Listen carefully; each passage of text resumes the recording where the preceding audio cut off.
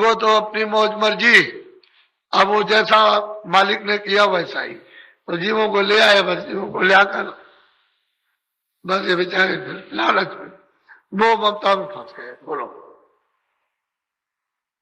जहाँ मिलो नीता विचार, जहाँ एक एक में कहा विचार। कहते हैं कि जहाँ माया की मिलोनी है वहां तो विचार होता ही है, लेकिन जहाँ माया पर्दा नहीं है वहां तो कोई विचार नहीं, वहां तो एक ही है। बोलो, हमारे देश एक सतनाम, वहाँ विचार का कुछ वो कहते हैं सूरत तू अपने देश में चल, वहां तो एक ही है, वहां विचार विचार वहां कुछ नहीं है, विचार सब खत्म हो जाते हैं, तुरंत शब्द रूप हो जाती है। वो शब्द समुद्र में जाए सिरा, शब्द सिंध में, उसमें जाकर शब्द रूप हो जाती है। यही बूंद उसमें सिंध हो गई, उसी में मिल गई। जल की बूंद जल में आप समुद्र में डाल दीजिए, वो समुद्र का रूप हो गया। यही सूरज जब जाकर उसमें जब गिरती है तो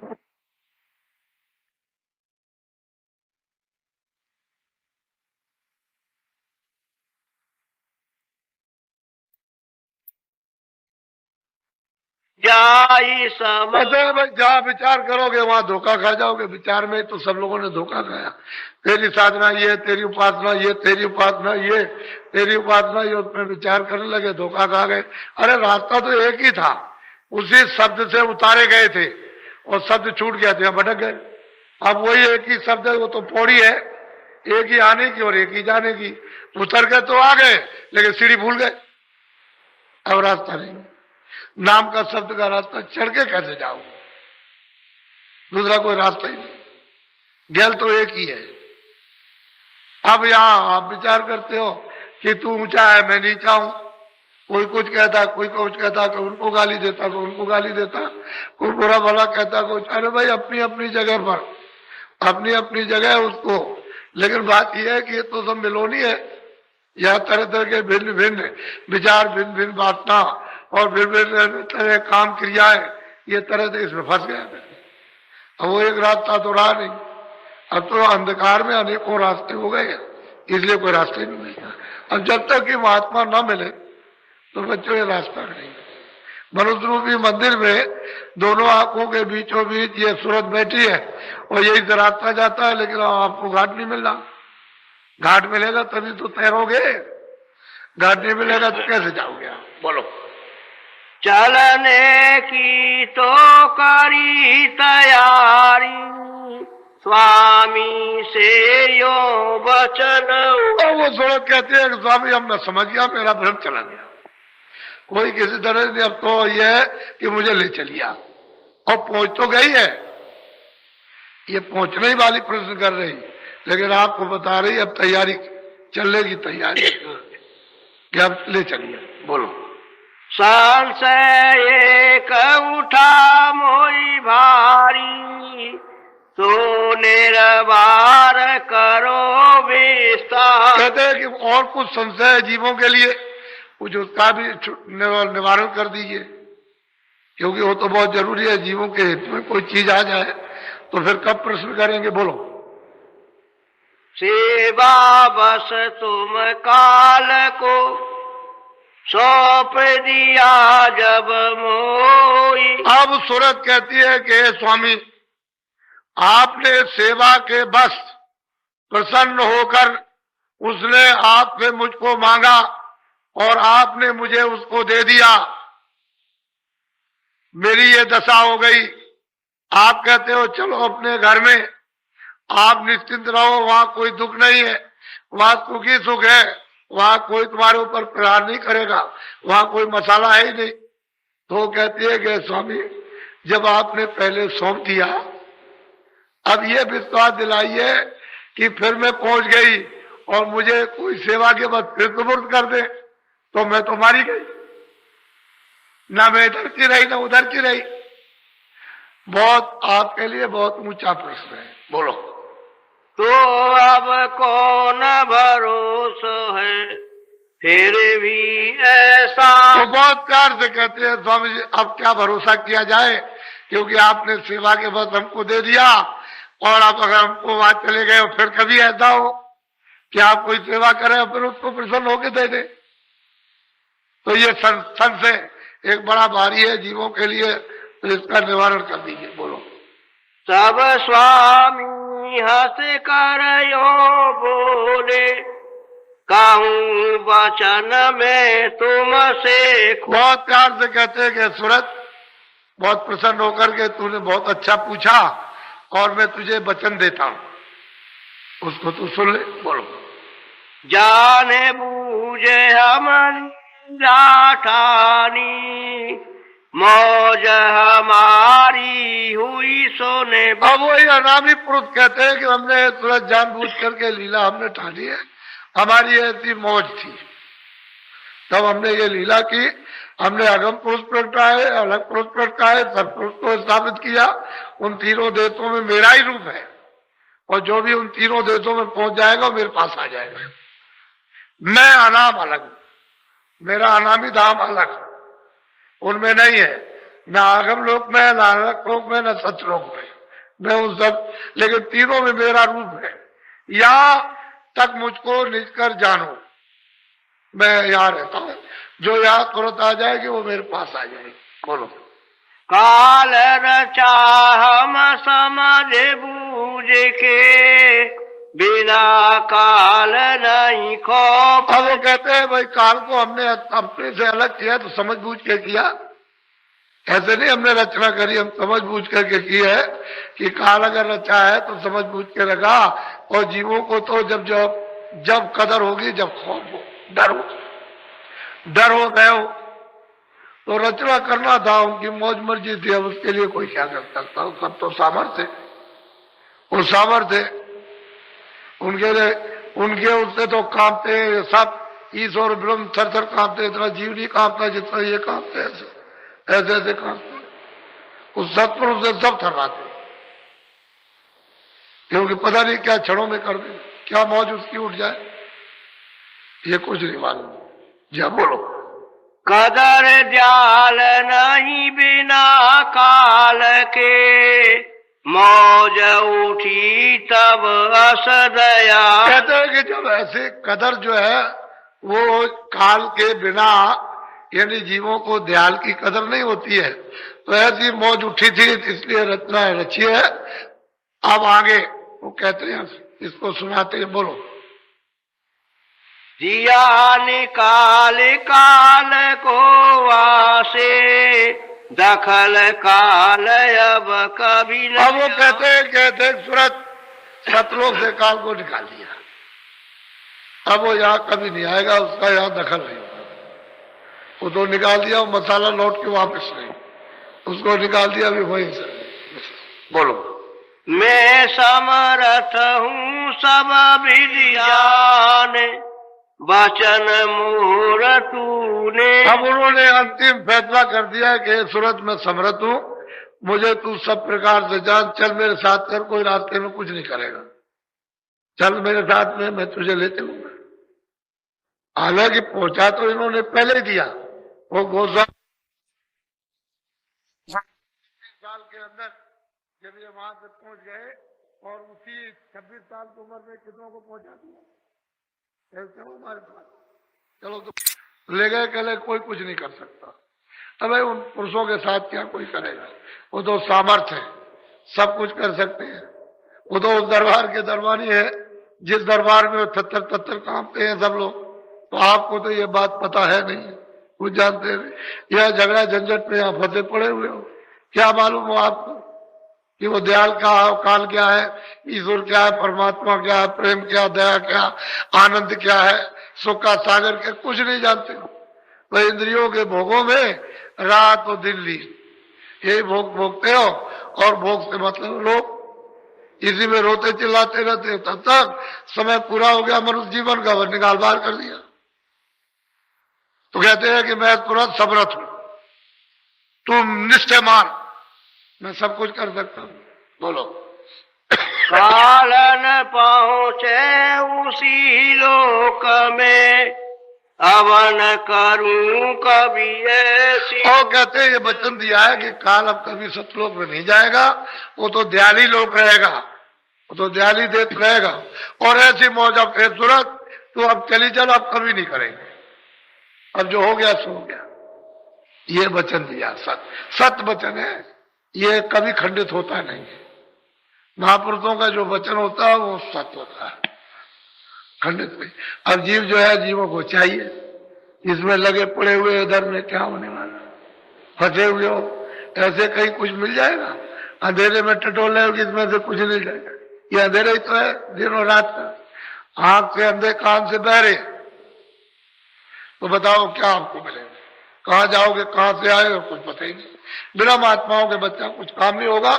इसलिए ये समझा है जो आपके सामने आपने कभी भी इस तरह का दृश्य आपने प्रयागराज में नहीं देखा, जो आपको ये दिखाई दे रहा आंखों से इस तरह का। तो आप इसको ऐसा नहीं, आप जरा पहली तारीख को हो जाने दीजिए, मेरे मंच पर आकर के आप इस दृश्य को देख लीजिए, तो आपकी समझ में आ जाएगा ये सारे देश के अंदर इस जो अपनी सनातन पराविद्या है ईश्वर प्राप्ति के लिए, इस जीवात्माओं के कल्याण के लिए, तो आपको नहीं मालूम कि कैसे चालू होगी।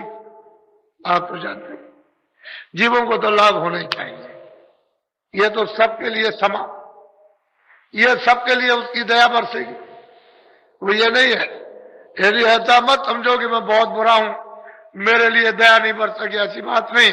वो तो जब धारा चलती है तो उसमें कूड़ा कचरा कौन देखता है? जो ज्वार भाटा आता है, जब समुद्र से जब वो ज्वार भाटा आता है तो बड़े बड़े स्टीमर और बड़ी बड़ी गंदगियां वहां पड़ी रहती है, उसको साफ को लेकर के वो स्टीमर और साफ लेके चला जाए। ऐसे मालिक की दया का जब ऊपर से बेग चलेगा, लेकिन आप उसके लिए जरा तैयार तो रहो। किनारे पर किनारा तो पकड़ लो कि किनारे पर जरा सा बैठे रहो, कम से कम रोज की ज्वार भाटा है वो एक ही बार, ये सब के सब जो इंतजार कर रहे हो सब एक ही साथ चले जाओ, निकल। ऐसी इंतजारी करनी पड़ती है, ऐसा नहीं। तो ये दृश्य है, ये सौभाग्य हमारा भी आपका, इलाहाबादियों का भी, तीर्थवासियों का भी, सबका सौभाग्य है। ऐसा नहीं किसी एक का हो, सभी का, जितने भी यहाँ रहते हैं सबका अहोभाग। और ये ऐसा सुजोग ऐसा 100 वर्षों में नहीं पड़ा। और ये कोई भी मल्लाह या कोई भी हमारे ब्राह्मण पंडा ये समझते हो कि बाबा जी कोई कब्जा करने आए, तो हमारा ये काम नहीं। हमने तो काम किया और करने के बाद चलेंगे, कौन आता है, कब फुर्सत मिलती है? अरे भाई ये तो किराए का मकान है, पता नहीं किस दिन पूरा हो जाए। हम तो किराए के मकान में रहते हैं। हमारा जब हम किराए के मकान में रहते हैं तो हम यहाँ कब्जा करके क्या करेंगे? हमारा है यहाँ क्या? इसलिए सब कुछ नहीं। अरे काम के लिए है, इसमें तो सबका लाभ है, आध्यात्मिक दृष्टि से लाभ, शारीरिक दृष्टि से लाभ, तो जीवात्माओं के लिए तो सब तरह से, परिवार, बच्चों के, सबके लिए, देश के लिए, आप मतलब ये अपने सुख के लिए, शांति के लिए, सबके लिए, सबका लाभ। इसमें किसी एक व्यक्ति विशेष की बात। तो ये पराविद्या हमारी सनातन है, ये अनादि काल की, और अनादि काल की विद्या जिसको हमने छोड़ दिया उसके बगैर हम सब लोग दुखी परेशान हैं। तो उसी विद्या का रास्ता पकड़ लो, सीधे ऊपर की तरफ तो चलो, तुम स्वर्ग ही में रहो, चलो तुम वैकुंठ में रहो चल के, लेकिन रास्ता तो एक ही जाने का। जब तुम्हारी इच्छा हो तो स्वर्ग में रह जाना, वैकुंठ में रह जाना, पारब्रह्म में रह जाना, ब्रह्म में रह जाना, परे चले जाना, लेकिन यहां से चल तो चलो, निकलो तो यहां से। लेकिन आप यहां से निकलो, अंधेरे में पड़े रहोगे तो बच्चा, तब तो आपको कोई सुख नहीं मिलेगा। ये सब चीजें अपनी अपनी जगह पर सत्य है, जो जिसकी जगह अपनी जगह बिल्कुल निश्चित है, इसलिए आप उसको अदल बदल नहीं सकते हो। और महात्माओं ने किसी को बुरा नहीं कहा, सबको अपनी अपनी जगह की स्थापना और खुद पूजा की और खुद आपसे कराई और करा करके सीधे ले चले, तभी तो कोई आदमी छेड़ता छाड़ता नहीं है। अरे जिसके राज में रहोगे उसके अनुकूल चलोगे, खुश हो जाएगा। अब गोस्वामी जी महाराज कहते हैं कि मोह बिलो को राम मुस्काई, कहते हैं मैं उसके अनुकूल रहा तो मुझे देख करके, मैं उनको देख करके वो प्रसन्न हो गए, कहा अच्छा तुम चले जाओ, आगे निकल जाओ। तो तभी तो आगे रास्ता दे दिया, जब रास्ता दे दिया तो आगे चल दिए। उस पार जब गए तब देखते हैं जाकर के तो उधर के लोग भी खुश हो गए कि नहीं तुम आगे चले जाओ, प्रसन्न हो गए, तो फिर वो आगे चले गए। उन्होंने किसको बुरा कहा? महात्मा कभी ऐसा काम नहीं करते, किसी को बुरा नहीं कहते, सबको अपनी अपनी जगह पर यथाउचित जो गुण अवगुण है उसको बता देते हैं, ये गुण है, ये अवगुण, ये अच्छा है, ये बुरा। हर जगह पर ये आपका घर है या नहीं है, प्रदेश है या इतने दिन का, ये सब बता देंगे आपको।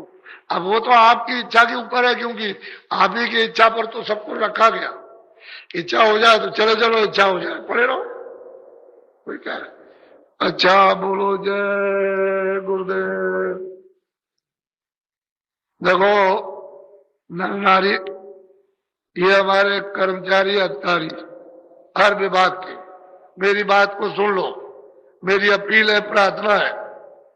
आप अभी गंगा स्नान करने जाओगे, हमारे सुरक्षा के वो मतलब यह है कि गोताखोर, या मतलब ये हमारे पुलिस के छोटे बड़े कर्मचारी अधिकारी, या मतलब यह है कि जो जो इंतजाम अलग अलग विभागों में करते हैं, या हमारे वो है मेला प्रभारी, यानी मतलब यह है कि इंचार्ज, जो मेले के जब तक मेला तब तक सबका एक दूसरे सहयोग दो, सद्भावना के साथ, आपको ये भी फल मिले और वो भी फल मिले। ये कार्यक्रम इस प्रकार का हो रहा कि ये कोशिश की जा रही कि किसी को कष्ट ना हो, किसी को तकलीफ ना हो, इससे असुविधा पैदा ना हो। आपसे ज्यादा हमको, जो इतने आदमियों को इस मतलब प्रयाग त्रिवेणी संगम पर ले आया, उसको आपसे ज्यादा चिंता है, ज्यादा फिक्र है।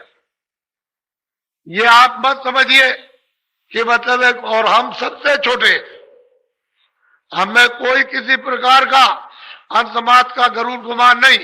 हम जय बार चाहो तय बार आपके कदमों में सिर रखें, हम हमेशा तैयार हैं। तो इसलिए आप ये बात छोड़ दीजिए, सब सद्भाव प्रेम प्यार, क्योंकि ना आपका कोई घर है ना मेरा, ना आपको रहना ना मुझको रहना, काम अपना अपना कर लो, छोड़ो चलो, ये जगह अपनी नहीं है।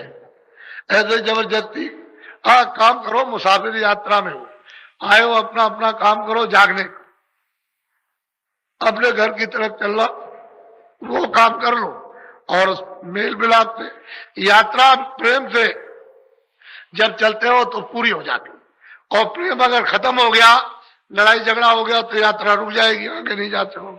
तो हम लोग यात्री हैं, यात्रा के लिए आए हैं, जाना चाहते हैं, अपनी मंजिल तय करना चाहते हैं, यहाँ अटकना भटकना नहीं चाहते हैं।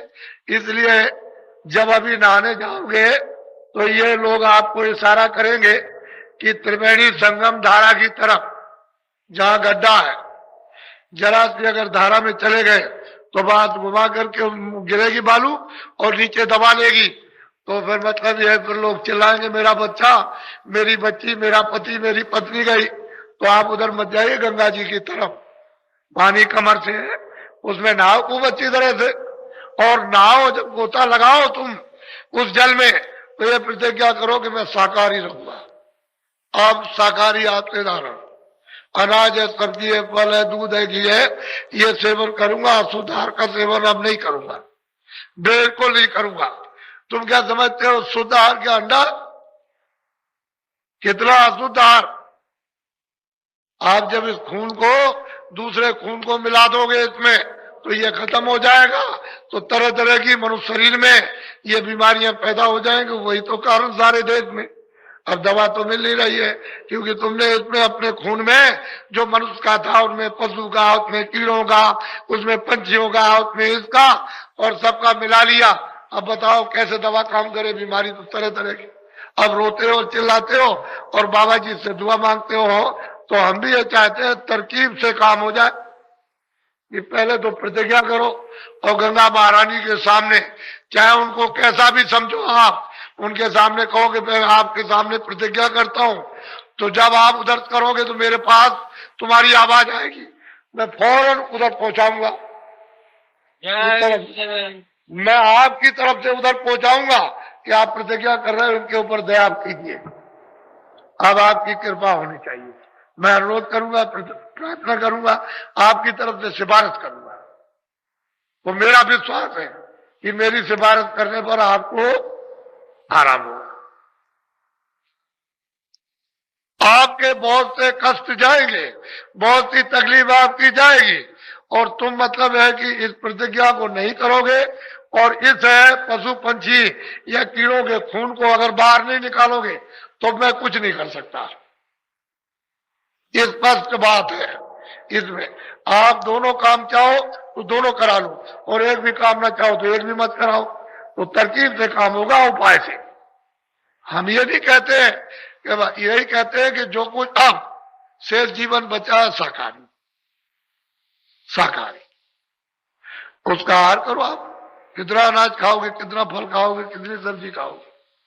अरे क्यों गंदी चीज का सेवन करते हैं? अशुद्ध आहार, मन बुद्धि चित्त खराब हो जाए तो आप इन कर्मचारी अधिकारियों के संकेत को जो अपना अपना कार्य कर रहे हैं उसके अनुकूल, ताकि इनकी बदनामी ना हो जाए। बस ये सब लोग सब जाने कि भाई मतलब है कि यहाँ से सब लोग सकुशल हमारे क्षेत्र से और हमारे अधीन रहते हुए सब लोग वापस हो गए, तो ये भी आपकी प्रशंसा करेंगे और आप इनकी प्रशंसा करोगे। आप इनका नाम लोगे, आपका नाम लेंगे कि बहुत अच्छे आदमी थे, आप कहोगे कि बहुत ही अच्छे प्रबंधक थे, बहुत अच्छी सेवा की हमको। लेकिन तपस्या तो आपको इस मैदान में करनी है, इस गंगा स्थल पर। आप जपालू में करो, मैं उसको महलों को कुछ नहीं समझता हूं। जो ये रेती है, इसमें अगर महल तैयार कर लोगे तो ये महल कुछ नहीं है, पूरा। इसलिए त्याग और तपस्या का जो फल होता है बहुत बड़ा होता है।